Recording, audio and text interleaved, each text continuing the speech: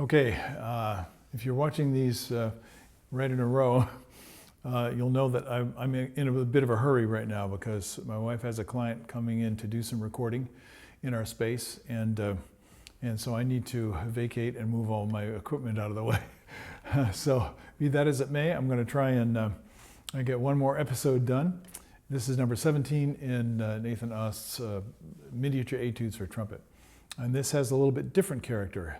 He gives it the description gallantly. I haven't actually looked up gallant yet, but I like to do word studies, and you know, we think we know what it means. It has to do with the days of chivalry. It is being willing to, one who has power, being willing to lay down their life in the service of others who are powerless. That would be one way of thinking about it. So this is supposed to express some of that kind of character. I don't know if I can do that or not, but I'm going to play it and see how much we can get done.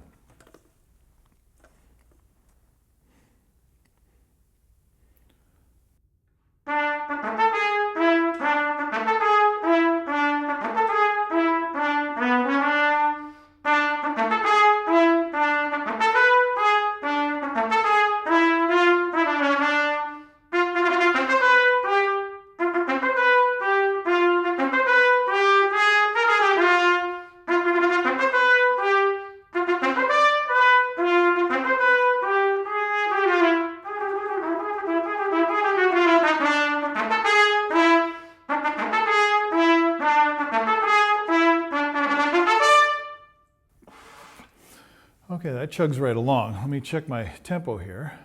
It says 134. That's pretty close.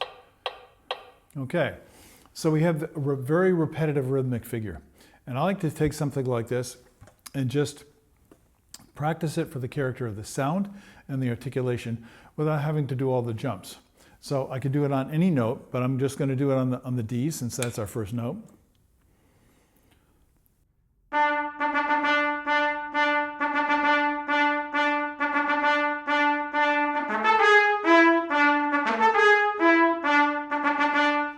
So it has, to me, it has that bold, strong character to it. You could do it totally differently if you like. You can play it lighter, you can play it more with a more lyrical style, but that's just what seems appropriate today as I'm doing this. So that's the first thing I'm going to look for. And it's very dependable because you have a steady tempo all the way through and you have this repeated rhythmic figure.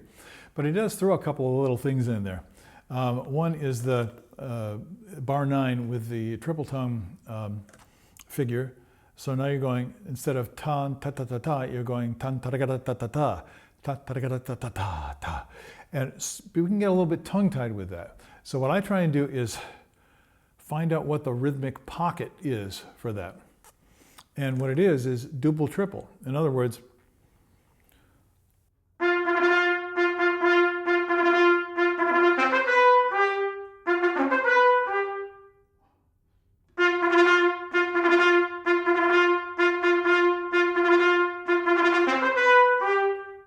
and I notice myself and other people, when they play this kind of figure, there's a tendency to go tan ta ta ta, kind of jump ahead.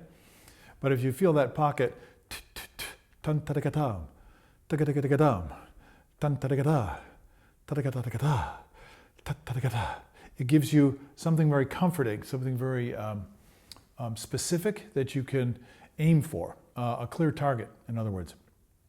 Now, the triple tongue is what it is. Fortunately, it's not a whole page of triple tongue like in some cornet solos. It's just one. So you might call that fanfare tonguing, and that's something that we should all be able to do relatively easily at some point in our trumpet career. But see what you can find out about that tam taragada instead of tam taragada, tam taragada. If you want to tam taragada, now I'm doing it faster. So I'm actually doing the triplet as a triplet on a triplet eighth, instead of a straight tan taragatam. See the difference? Okay. I trust you with that. Examine it for yourself, put a metronome on it, see what you can discover. So there are a couple of other spots that are kind of interesting. You're going along in this bold style for quite a period of time, and all of a sudden the dynamics change. And this is something that, that people who are not involved in classical trumpet, oftentimes they're not spending a lot of their practice time playing soft. But any classically trained player, especially orchestral players, have to master an extreme of dynamic range on both ends. One time, I think Ben Wright told me that Gatala had told him, you won't know what it's like to play soft until you have to play soft in the orchestra. And Ben said, that's definitely true. In other words, sometimes we have to do things that are just beyond what we think we're capable of. So we're constantly working to stretch that. Now here it's not so much. Here soloist, you can do whatever you want, but I'm going to play a few bars and then do the tempo change. Why don't I actually start at bar 13 where I just left off with the triplet figure.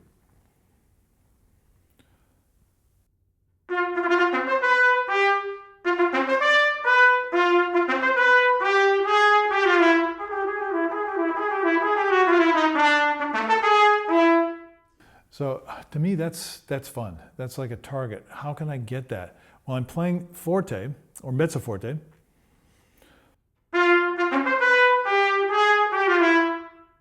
And then I do a subito piano.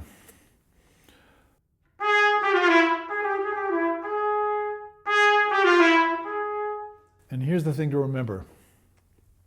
Most people, and I feel myself doing it too, we go dee da da da dee. So we pull back, we're careful to not overblow on the piano. So we're doing something negative, we're pulling back.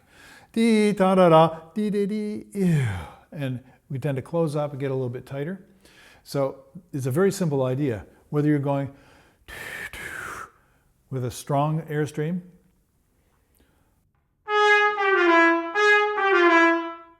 or a gentle airstream,